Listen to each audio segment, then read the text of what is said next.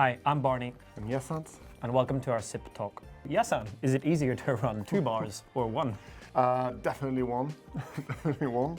I think it's just like, you go to 1 or 5. Once it's 5, no. Once you have the structure, it's... Once it's 5, you don't have to do that much. 1 is easy. None is easier.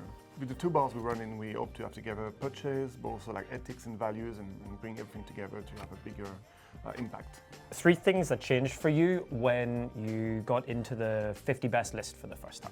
Oh, when we got into the 50 best list for the first time, I think we had more customers, also a very different style of customers. They were really expecting something. And I think that's the rule. We're like, Michelin star, you know what you're going to expect. The 50 best, you can, the range is quite high. So. Do you think it was hard still trying to be that friendly neighborhood pub despite the bigger demand? Yeah, to keep the regulars in while you start building a queue is the biggest challenge, I think. When I started, we were already in the list. And then by the end, the bar had been in the list for 10 years. But we did see the jump from when we went into the top 10 for the first time. But it's just the queue became bigger. And then you have to ask yourself the questions, which I'm sure Yasa understands as anyone. How good can a drink be if someone waits an hour and a half? We had to react and start to take reservations. We had to change because no one wants to wait outside for an hour and a half in December. 3 ways bartenders can push for a greener industry. I just saw the Luke and Matt ones. I don't want to repeat the same thing. I'm trying not to copy them.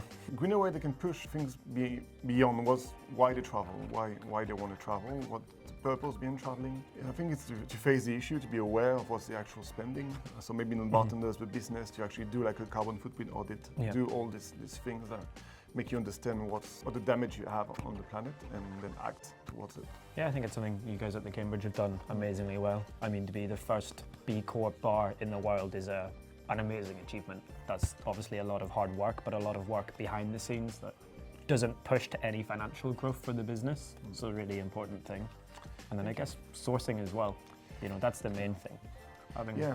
Sounds stupid to say that nowadays, just like don't buy tomatoes in December. Yeah, I have to make you say it because I say it, I sound like a broken record. I can like know where your produce comes from.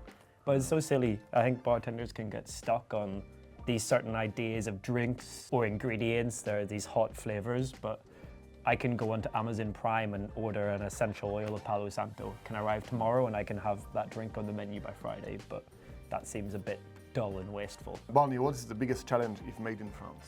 For sure, the biggest challenge is because you always want to be strict to your ethos and your goals, and you never want to say no or give a negative or bad guest experience, but only working with things made in France. You don't have tequila, for example. You don't ever want a guest to feel bad for wanting a margarita. You just have to look at the challenge like a good thing. We have to then find agave spirits made in France or alternatives that come in France. It's that hard line of doing what we want to do and then not letting anyone down. We love that some Irish guy came to France to be like, we represent France. It's an Irish guy, an English guy, and a Scottish guy walk into a bar and it's in France. It's a bad joke. Also, everything in France is really expensive. Barney, what unwritten code do bartenders live by? Always be kind and polite and never on time. Yeah, bartenders, too much coffee. Like too much coffee. They drink too much coffee.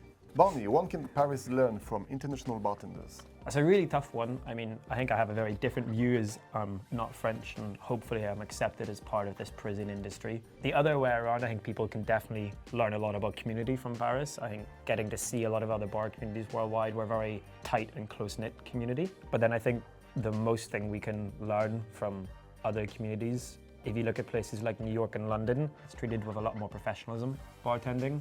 Like in London, you have the big hospitality groups that people come through, the same in New York.